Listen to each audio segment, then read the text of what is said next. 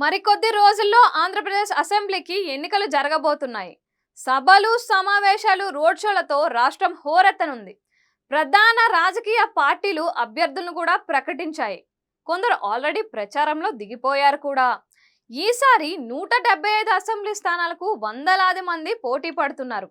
రాజకీయ నాయకులతో పాటుగా సెలబ్రిటీలు, బిజినెస్ మ్యాన్లు, ప్రొఫెషనల్స్, జర్నలిస్టులు తమ అదృష్టాన్ని పరీక్షించుకునేందుకు రెడీ అవుతున్నారు.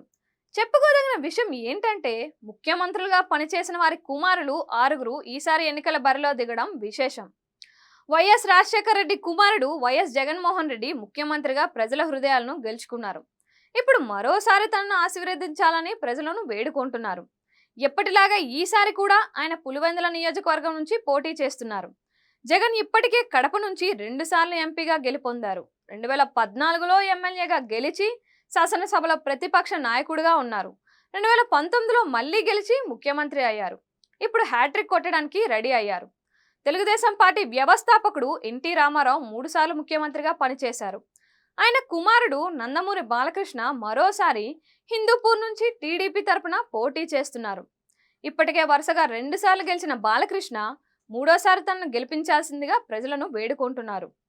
నెల రోజుల పాటు ఆంధ్రప్రదేశ్కు ముఖ్యమంత్రిగా ఉన్న నాదెండ్ల భాస్కర్ రావు కుమారుడు నాదెండ్ల మనోహర్కు ఎమ్మెల్యేగా పనిచేసే అనుభవం ఉంది.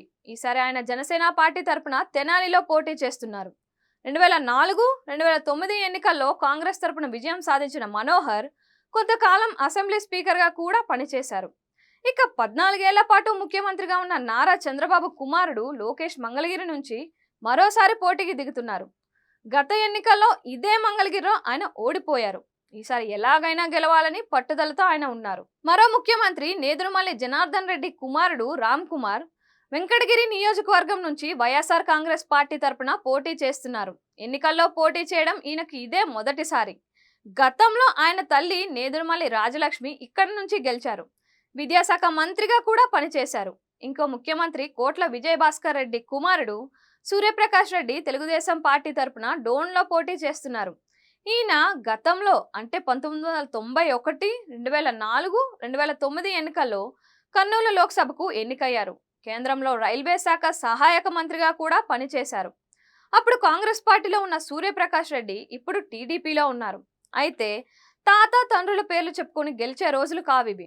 నువ్వేంటి, సమాజానికి నువ్వేం చేశావు, నువ్వేం చేస్తావు అని చెప్పుకుంటే తప్ప ప్రజామోదం దక్కని రోజులు ఇవి. మరి ఇప్పుడు వీళ్ళలో ఎవరిని ప్రజలు ఆదరిస్తారో, ఆరాధిస్తారో చూడాలి.